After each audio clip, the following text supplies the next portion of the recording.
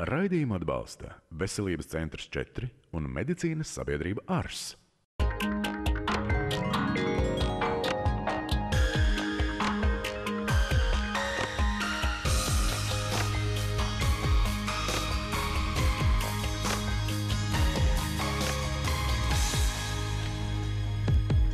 Nu jau vairākus gadus, kā tradīcija, marts ir kāju veselība mēnesis. Zinām to, ka kāju vēju problēmu risināšanā ir pieejamas nu jau 5 dažādas metodes. Bet kā saprast, kur ir piemērotākā? To atklāsim raidījuma gaitā. Pie mums šodien studijā ir ļoti īpaši viesi, un arī mūsu īpašajiem viesiem ir bijušas problēmas, kas saistīts ar kāju vēju veselību. Kā jūs saskārāties pirmo reizi ar šo problēmu? Šo problēmu saskāros pirms vairāk kā 15 gadiem. Tu saskaries ar to tādā kosmetoloģijas līmenī, ka tu paskatieties savām kājām, tu ieraugi saucamos vēju zariņus, tādas zemādas veidojumus, kurus nepamanīt nevar, un tas tevi tā vai citādi satrauc. Pirms 15 gadiem šīs metodas, acīm redzot, kāju tādā vēju ķirurģijas līmenī, bija tādas, kādas viņas bija salīdzinoši. Tas vairāk vai mazāk bija skalpels, kuru izmantoju. Un es teikšu tā, es gulēju uz operācijas galda, un operācija tika veikta ļoti veiksmīgi, un šo, teiksim, kosmetoloģisko defektu es atrisināju. Rehabilitācijas process, protams, bija ilgāks nekā šī pēdējā operācija, ko es veicu pirms pusgada. Bet tā vai citādi es ar iznākumu biju ļoti apmierināts. Tikai ir viens bet, ja tev parādās šādi zemādas veidojumi, faktiski tad acīm redzot problēma ir arī mazliet dziļākā slānī. Tad tā problēma, kas ir dziļākā slānī ar vēnām, tā palika neatrisināta. Pateicoties Veselības centram 4, kas tā vai citādi vedina uz domu, ka savas kājas vienmēr ir jāpārbauda, un ne tikai sievietēm, bet arī vīriešiem. Jo te es bez koķeterijas saku, ja arī vīrietim ir šāda rakstura problēma, tad kāpēc to neatrisināt? Galu galā pie zobārs mēs visi ejam. Un tā saskaroties ar šo problēmu, atkal savukārt parādoties kādam niecīgam zariņam, teiksim, es nonācu pie dziļākā slāņa. Es biju ļoti priecīgs, ka mēs šo jautājumu ļoti operatīvi un, teiksim, ļoti nesāpīgi un faktiski bez jebkādām pēc tam sekām varējām atrisināt. Pirms pusgada doktors Gerka jums veica radiofrekvences operāciju. Tad kādas bija jūsu sajūtas šīs operācijas laikā? Jūs bijāt pie apziņas, operācija notika ātri, un kā jūs jutāties pēc tam? Tas ir garš stāsts. Bet viņi neļauj domāt parasti. Viņi vienmēr aicina darīt un ļauties procesam. Un faktiski ir tā, ka, protams, ka radiofrekvence kā tāda ir ļoti pārbaudīta, veiksmīga metode, kurā es ļoti paļaujos, neesmu pētījis to statistiku, faktiski veicot šo operāciju, pēc tam nav nekāda komplikācija, nav nekādu seku. Tu, protams, rūpīgi ej uz pārbaudēm, ar tevi nodarbojas mēnešu laikā, bet nākamā dienā es acīm redzot, vienīgais laikam trūkums, ka nav šī bonus, nākamā dienā tu nespēsi pārvietoties uz citu kontinentu ar lidmašīnas starpniecību. Tas ir vienīgais. Bet citādi visādi tas absolūti netraucē. Tātad, cik saprotu, operācija bija ļoti ātra. Nākamajā dienā jūs jau bijāt savā nākamā dienā, bet tajā pašā dienā es ļepatoju, teiksim, pats ar savām kājiņām, smaidošu un ļoti apmierināts ar dzīvi. Bet ir pagājis jau pusgads. Kā jūs jūtaties šodien? Tas ir uzvedinošs jautājums, vai es gribu atgriezties operācijas zālē. Nē, visas manas problēmas ir atrisinātas, teiksim. Jā, tieši tā. Bet, lai mēs saprastu, kādēļ tieši radiofrekvence bija jums piemērotākā metode un kā izskatās radiofrekvences operācija, dosimies uz sarunu pie doktora Gerkas. Ķestera kungam operācija kāju vēnām tika veikta vienai kājai, kā prioritāro metodi izvēloties radiofrekvenci. Mēs izvēloties no 3 uz to brīdi pieejamām metodēm, lāzeris, radiofrekvence vai tvaiks, izvēlējāmies radiofrekvenci, tāpēc, ka viņām bija daudz sānu zaru, šauru, kuros nevarēja nekādā veidā iekļūt ne ar lāzera zonas palīdzību, ne arī ar tvaika metodi. Otrkārt, vēnas diametrs bija ļoti liels. Viņa bija visā garumā bojāta, un, protams, radiofrekvence skaitās viss viskaitīgākā, visprecīzākā metode, visdrošākā metode no visām šīm trijām. Jo lielāko daļu no šīs operācijas veids aparāts, speciāls kompjuters, kas var dozēt precīzu starojumu, ja, uz vēnes sieniņu konkrētā centimetru garumā. Līdz ar to arī mēs izvēlējamies šo metodi, aiztaisot gan lielo stumbru vēnes ietu, gan arī sānu zarus. Radiofrekvences metode ir pilnībā datorizēta, tiek veikta temperatūras kontrole vēnes iekšienē un nodrošināts autorizēts cikls, praktiski izslēdzot cilvēciskā faktora kļūdas. Sākumā mēs veicam pacienta iezīmēšanu, mappings tā saucamais, šī te sonogrāfa kontrolē. Jā, tas ir planšets sonogrāfs. Mēs apskatām bojāto vēnes posmu pirms operācijas un ar speciāliem flomasteriem atzīmējam bojātos posmus, sānu zarus, atzīmējam viņu diametrus un tā tālāk. Ja. Pēc tam, izmantojot lokālo anestēziju, tā saucamā tumescenta anestēzija, tātad vietējā, nelielu dūrieniņu, špricīti, salaižam šķidrumiņā operējumu vēnes posmu un tālāk jau ievadot bojātā vēnes posmā šo te radiofrekvences zondi, mēs uzsākam operāciju. Operācijas lielāko daļu veids aparāts, speciāls radiofrekvences kompjuters, kas ar zināmā ilgumā, ar zināmu intensitāti dod šo te elektromagnētisko starojumu un rada noteikts temperatūras svārstības, kas arī šo te vēniņu likvidē. Tātad radiofrekvences metode ir īpaši piemērota tiem pacientiem, kam operējumi ir ne tikai lielā stumbru vēna, bet arī venozo mezglu un sānu zaru slēgšana. Pēc šīm operācijām pastāv vismazākais komplikāciju risks un tiek iegūts maksimāls kosmētiskais rezultāts. Savukārt Vaika mikroimpulsu metode ir ļoti īpaša un inovatīva vēnu ārstēšanas metode, kas ir ieguvusi pirmo vietu Eiropas venozā fórumā 2010. gadā kā oriģinālākā un kvalitatīvākā ārstēšanas metode. To arī uzskata par visnekaitīgāko metodi, jo tiek izmantots vienkārši destilēts ūdens. Kāda ir priekšrocība? Pirmām kārtām viņi ir visekoloģiskākā no visām metodēm, jo viņas darbībā tiek izmantots destilēts ūdens. Ūdens ir vistuvākais cilvēka ķermeņa komponents, faktiski tā. Otrkārt, precīza dozācija, enerģijas dozācija uz 1 centimetru vēņu sieniņas. Nākamais 120 grādi, kas momentā ieklāja vēnes iekšējo sieniņu un nekādā gadījumā, nekādā veidā netraucēja pārējiem apkārtiem audiem, tātad ar savu termisko iedarbību. Atšķirībā no lāzera metodas, kas ir gaisma, un no radiofrekvences, kas ir elektromagnētiskais starojums, šeit šis destilētais ūdens iedarbojas uz obaltumu ķēdēm, kas atrodas vēnes sieniņā. Vēne pats sev saspiež. Viņa tiek izmantota pamatā pie pacientu patoloģiski, kad vēna ir ar ļoti daudz sānu zariem, respektīvi izteiktu varikozi. Tur ir ne tikai iesaistīts stumbru vēni, bet ļoti daudz arī sānu zari. Kā arī pēc tā saucamām flebektomijām, jeb parastām vēnu operācijām, kad ir izteikti recidīvi. Pagājuši 20 gadi, pacientam ir pa jaunam izveidojušies vēnu varikozi, bet šie zari vairs nav taisni un lāzera metoda vai radiofrekvences zondi tur ievadīt nav iespējams. Lūk, tad ļoti labi sev parādīs šī te Vaika metode. Viena no vispopulārākajām šobrīd Latvijā KVN operācijām ir lāzera operācija. Tā tika veikta mūsu studijas viešņai Līgai, bet no sākuma gribu dzirdēt jūsu stāstu. Jūs esat salīdzinoši ļoti jauna sieviete.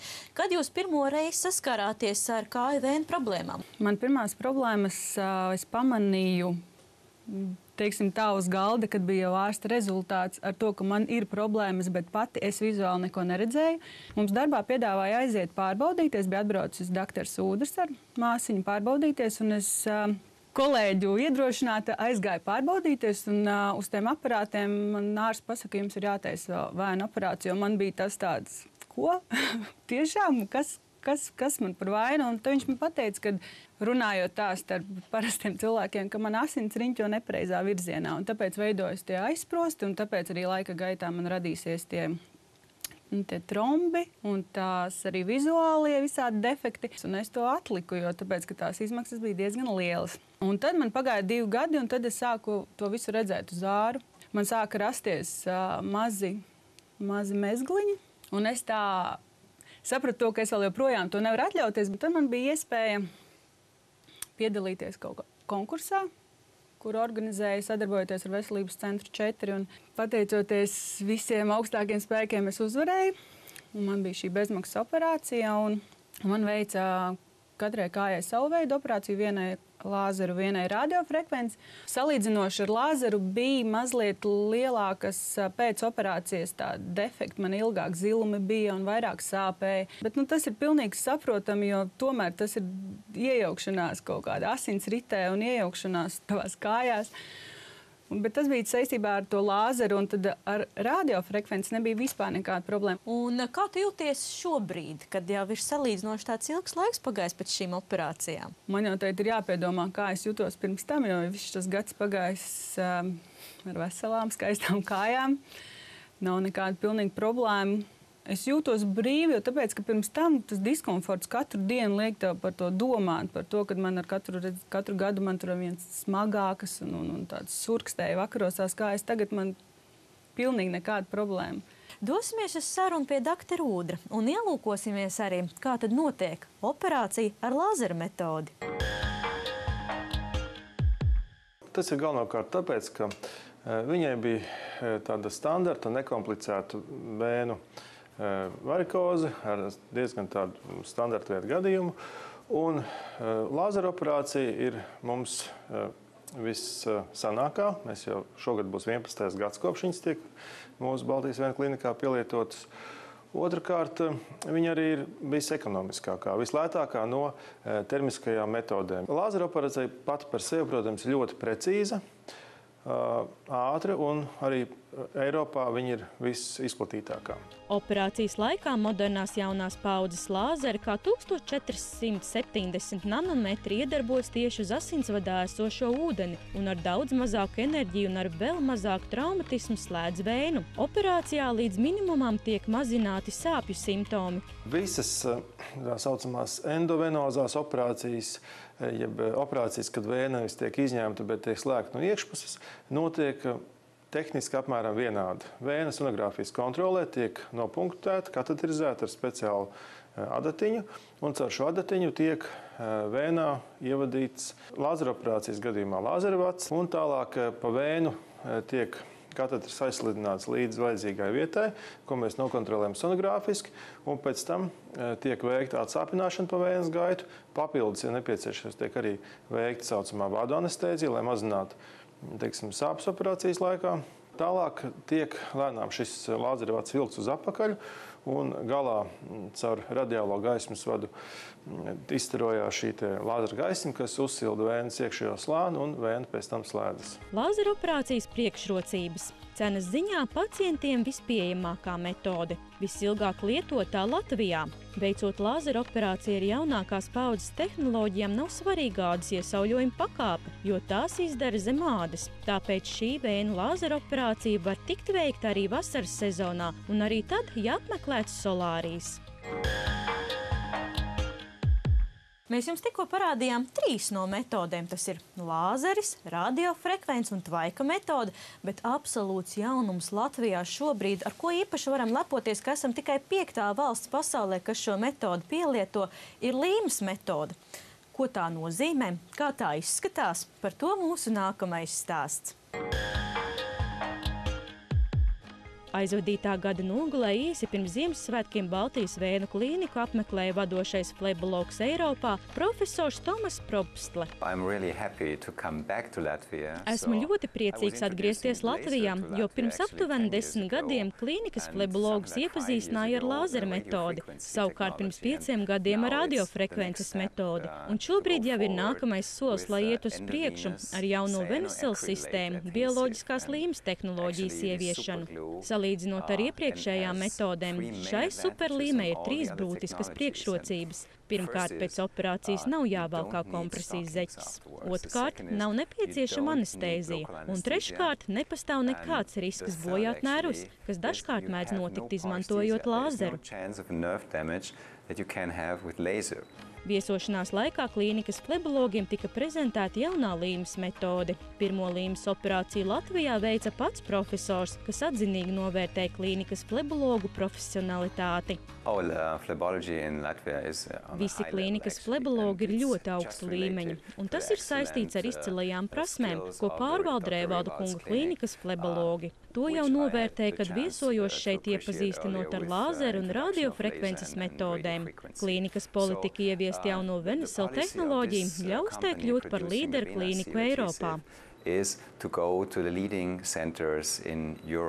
Vēnu slēgšana ar bioloģisko līmi Venisel sistēma nav termiskās vai ķīmiskās ablācijas metode. Vēna no iekšpuses tiek aizlīmēta, izmantojot speciālu bioloģisko līmi. Līme tiešām ir kaut kas revolucionārs. Latvija ir 5. valsts pasaulē, kur viņa ir ieviesta, un Baltijas Vēnu klīnika ir vienīgais centrs visā Austruma Eiropā, kurš atbilst standartiem, lai ieviestu šo metodi, un arī, kur viņa šobrīd ir ieviesta. Operācijas laikā vēna netiek izņemta, bet injekcijas veidā caur vienreiz lietojamo katetru, ievadot drošu un veselībai nekaitīgu speciālu bioloģisko līmi, vēna tiek slēgta un pēc tam tā pārveidojas saistaudos. Līmē iztrūksti visi šie negatīvie momenti, kas ir pārējām termiskajām metodēm. Termiskās metodas, tad lāzers, radiofrekvences tvaiks, viņas visas vēnu un iekšpuses slēdz ar paaugstinātu temperatūru, kas aptuveni ir ap 120 grādiem. Tāpēc ir nepieciešama atsāpināšana un varbūt arī pēcoperācijas kaut kādas neiropātijas. Līmes gadījumā tas pilnīgi izslēgts ar viens dūriens. Caur šo vienu dūrienu mēs ievadām iekšā katetru un no iekšpuses tiek ievadīta speciāla līme, kas tiek uzskatīts kā implants. Un viņu vēnu no sākuma ļoti spēcīgi nospazmē, un pēc tam līdzīgi kā momentu līmīte aizlīmē. Viss cikls kopumā ilgst 3 minūtes. Šis līmes, viņai 3 cikli ir, un pilnībā šī līme ir sacietējusi 3 minūšu laikā. Es gribētu uzsvērt, ka viņa būtiski atšķirās no skleroterapijas. Un citās klīnikās varbūt jums teiks, ka skleroterapija tāpat vēna aizlīmēšana, tikai lētāka metode. Tās ir pilnīgas muļķības, tā tas absolūti nav. Līme ir pielīdzināma lāzera operācijām, radiofrekvences un šāda veida operācijām, nevis putu skleroterapijai. Šo metodu lielākoties pielieto ārstējot vēnu varikozes sākuma stadijā un salīdzinot ar iepriekšējām metodēm ir pilnībā nesāpīga.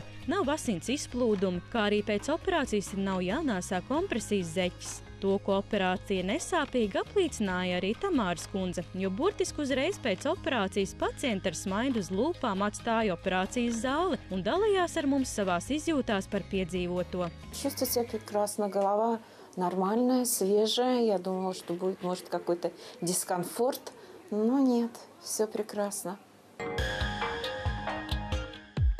Paldies par jūsu drosmi dalīties ar savu stāstu, piedzīvojot operāciju. Sakam ne tikai mēs, bet arī mūsu sadarbības partners medicīnas žurnāls 36,6 dāvājot tuvākajiem 3 mēnešiem abonementu. Paldies jums!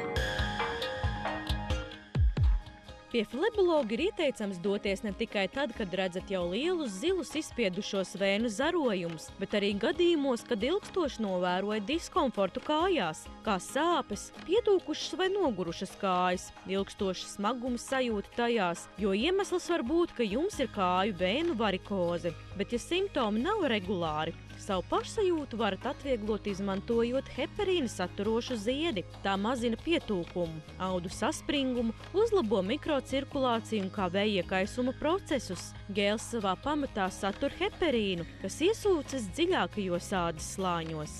Cilvēkiem, kuriem ir ilgstoši sēdošs, stāvošs darbs un liels lodzes kājām, parasti vakaros jūt nogurumu. Tad viens no variantiem, kā atvieglot šīs sajūtas, ir lietot Lietona 1000 gelu, kurš satur heparīnu aktīvo, bet arī palīga vielas, kas šo te heparīnu ļoti labi transportē cauri ādai dziļākos audas slāņos. Līdz ar to arī uzlabošanās cilvēks sajūt vieglāks kājas, nogurums pazūd, pietūkums samazinās.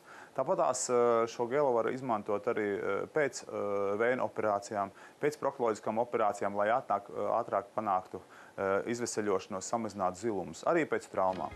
Perifērisku asinsvadu traucējumu efektīva ārstēšana ir svarīga ne tikai lokālu simptomu mazināšanai, bet arī, lai novērstu sistemātisku stāvokļu, piemēram, dziļo vēnu trombozes attīstību. Eiropā ar perifēriskiem asinsvadu traucējumiem saistītu lokālu simptomu profilaksei un ārstēšanai plaši tiek lietoti lokāli heparīnu saturoši līdzekļi kā gēli. Lieton 1000 gēles ārstē varikāzo vēnu paplašinājumu, kāju pietūkumu, smagums sajūtu kājās. Šo gēli var lietot vairākas reizes dienā, viegli ieziežot ādām. Gēles ir bez krāsas, gandrīz caurspīdīgs ar želejveida konsistenci un aromātisku smaržu. Pirms lietošanas to uzspiedot uz kājas aptuveni 3 līdz 10 cm kārtā un rūpīgi iemasēt to ādā. Tas satur aktīvās vielas, heparīna koncentrāciju 1000 starptautiskās vienībās uz gramu, un tā ir augstākā koncentrācija, ko satur gēli. Kāds no tā labums? Labums ir tāds, ka aktīvā viela nepaliek kādas virskārtā, bet tiek dziļāk, panākot vēlamo efektu. Ārste gēlu rekomendē arī pēcoperācijas periodā. Pirmkārt, laikam nevajadzētu ilgstoši sēdēt vai stāvēt, jo tā tomēr kājām ir vislielākā slodze. Un vajag vairāk kustēties, daudz staigāt. Protams, pēcoperācijas periodā staigāšanas apjoms ir atkarīgs no operācijas apjoma, un to iepriekš būs noteicis ārsts, cik pacients drīz būtu aktīvs.